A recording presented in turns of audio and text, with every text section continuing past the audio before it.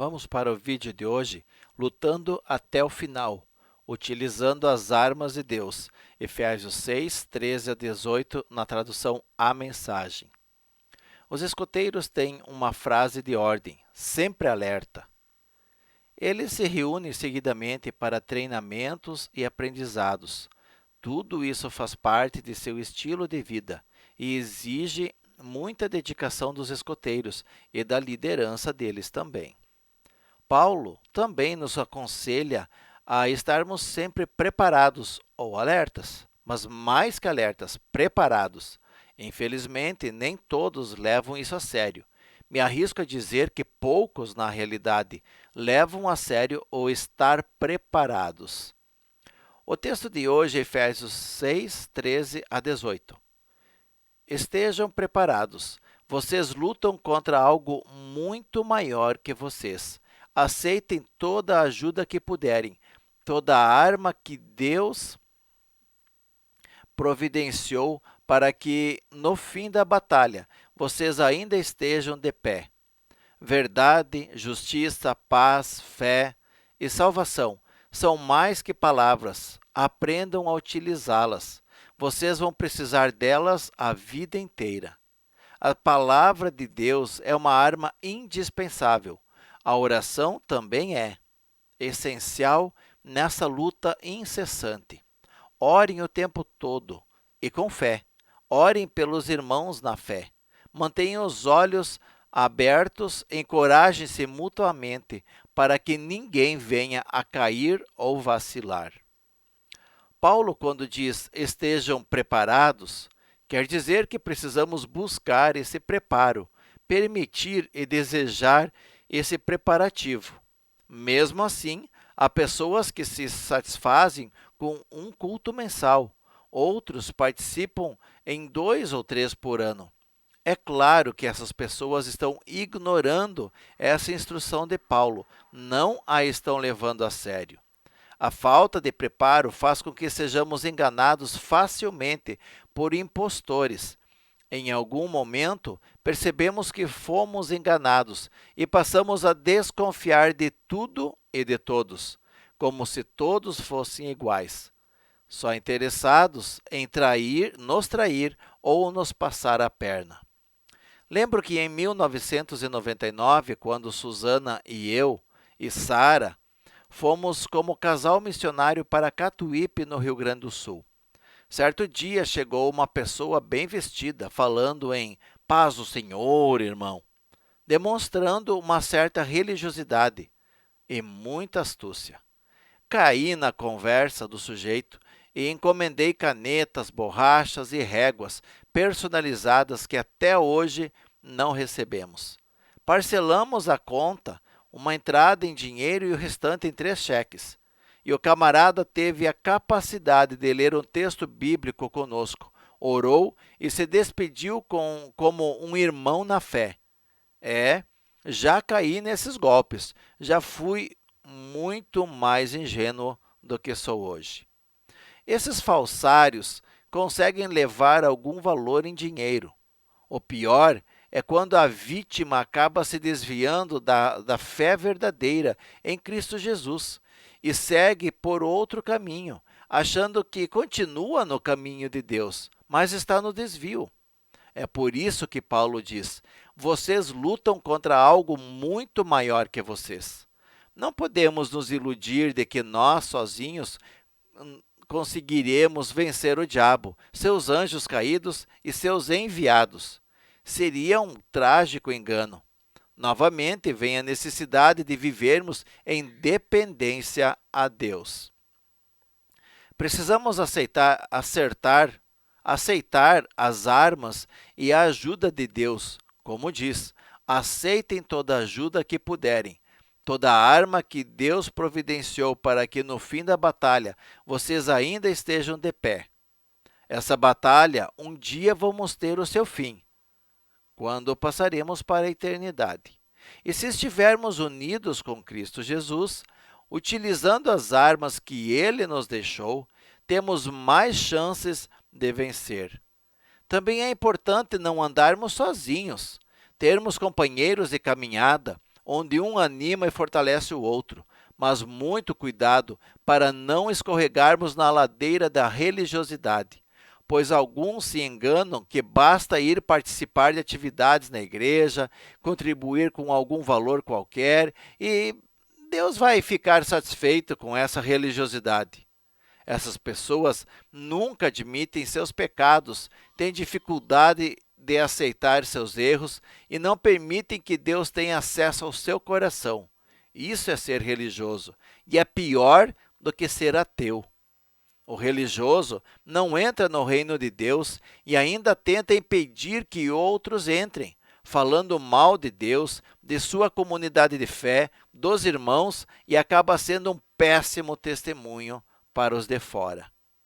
Então, Paulo passa a descrever verdade, justiça, paz, fé e salvação. São mais que palavras, aprendam a utilizá-las. Vamos falar um pouco sobre cada uma dessas armas. A primeira, verdade. É o contrário de mentira. As pessoas, de um modo geral, estão tão acostumadas a mentir que acabam aceitando a mentira como verdade e passam a perseguir ou menosprezar as pessoas que vivem e falam a verdade. Justiça. É ser justo, honesto, fazer o que é certo, o que deve ser feito. Assim como a verdade, a justiça faz parte de um estilo de vida, uma maneira de viver a qual agrada a Deus. Paz. Essa vem de dentro de cada pessoa que vive um relacionamento íntimo e profundo com Deus. Ela é o resultado de estarmos bem com Ele. Uma vida sem Deus é uma vida sem paz, real e verdadeira. Fé. É o contrário de dúvida, pois é a confiança, a convicção que quem tem fé em Deus confia nele. Quem duvida de Deus não tem fé. Deus semeia um pouquinho de fé em cada pessoa e essa precisa ser desenvolvida, aperfeiçoada, melhorada. Toda criança nasce com fé. Cabe aos seus pais auxiliarem o desenvolvimento dela. Salvação. Essa só é possível se aceitarmos esse relacionamento com o Criador, através de seu Filho Cristo Jesus. Ninguém consegue se salvar. Repito, ninguém consegue se salvar por conta própria. É a obra redentora de Cristo em nós.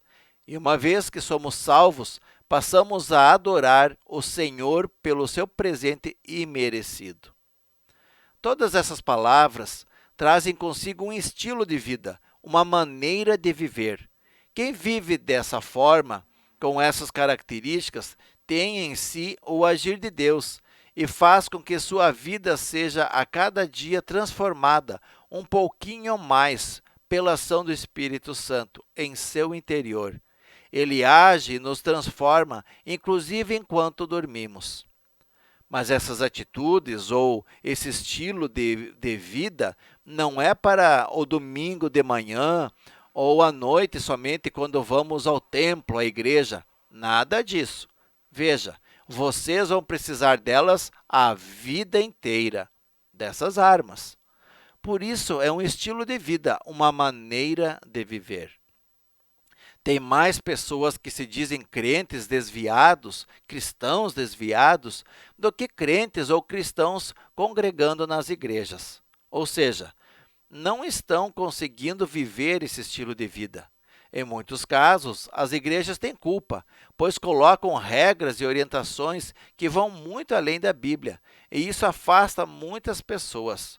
Outras é porque simplesmente desistiram de lutar contra o pecado, o diabo e seus anjos. Andar sozinhos na fé, viver seu próprio mapa, nos leva ao fracasso. Outra arma importantíssima que Paulo relata nesse texto, que é a palavra de Deus, é uma arma indispensável. Em Mateus capítulo 4, os versículos 1 a 11, vemos a tentação de Jesus, onde o diabo tentou fazê-lo pecar, proferindo partes da Escritura Sagrada. E Jesus se defendeu em todas as vezes, mostrando que o diabo dizia era apenas meia verdade, ou seja, somente uma parte do versículo ou da vontade de Deus.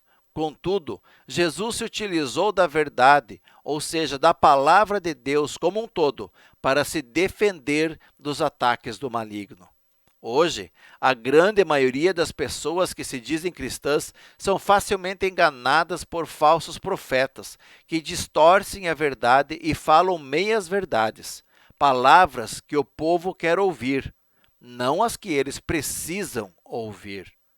E como as pessoas não sabem manejar a palavra de Deus, acabam aceitando. Erram por não conhecerem as Escrituras. Jesus advertiu os fariseus desse erro gravíssimo. Isso está em Mateus 22, 29, na tradução Revista e Atualizada.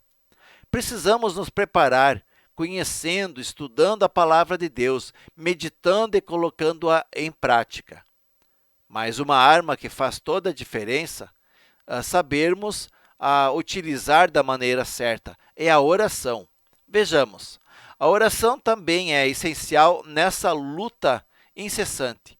Orem o tempo todo e com fé, orem pelos irmãos na fé.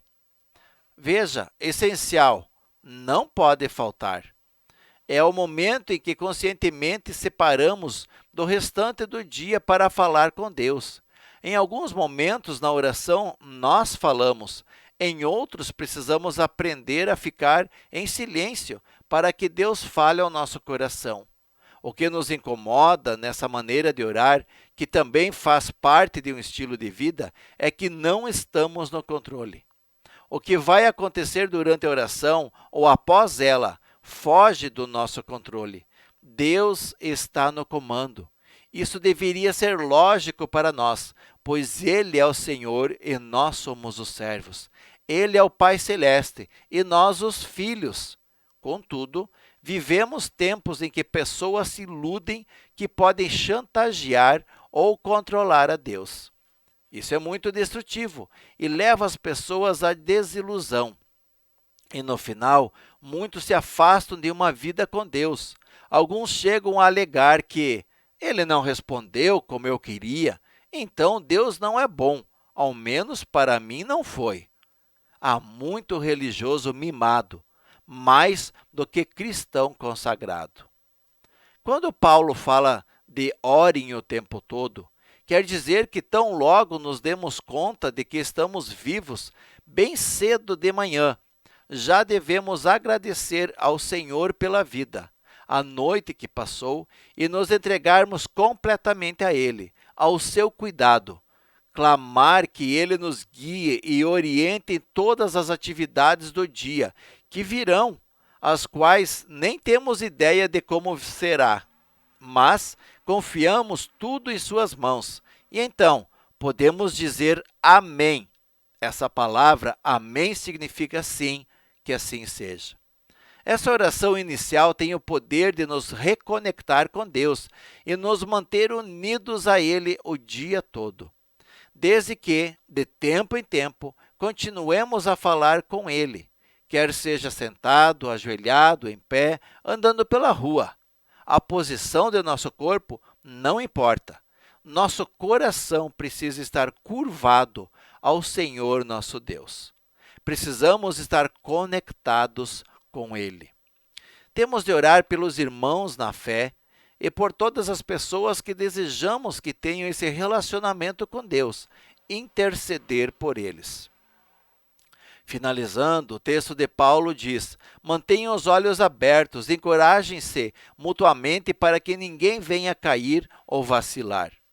Facilmente adormecemos ou cochilamos na fé. Para isso não acontecer, precisamos manter os olhos abertos e nos encorajarmos mutuamente, ou seja, precisamos caminhar com mais pessoas, companheiros de jornada, sempre cuidando para que ninguém venha a cair ou vacilar na fé. E caso isso vier a acontecer, precisamos estender a mão e ajudar a pessoa a se levantar. Hoje posso ser eu a estender a mão a um irmão, a um amigo. Amanhã ou depois, pode ser que eu precise de uma mão estendida para me levantar, de uma mão amiga. nada de condenar. Esse texto de Paulo deixa muito claro de que precisamos viver um estilo de vida que agrada ao Pai, ter um relacionamento íntimo e profundo com Ele, aceitar essa amizade. Deus já é nosso amigo. Agora, cabe decidir se queremos ser seus amigos eternos, seus eternos amigos. Para isso, precisamos continuar lutando até o final, utilizando as armas de Deus. Ele deseja nos ajudar a viver esse estilo de vida diferente. Nós aceitamos? Permitimos que o Espírito Santo nos transforme desde o mais profundo do nosso ser? Nem todas as crianças e adolescentes passam pelo treinamento de escoteiros. Na verdade, são poucas as pessoas.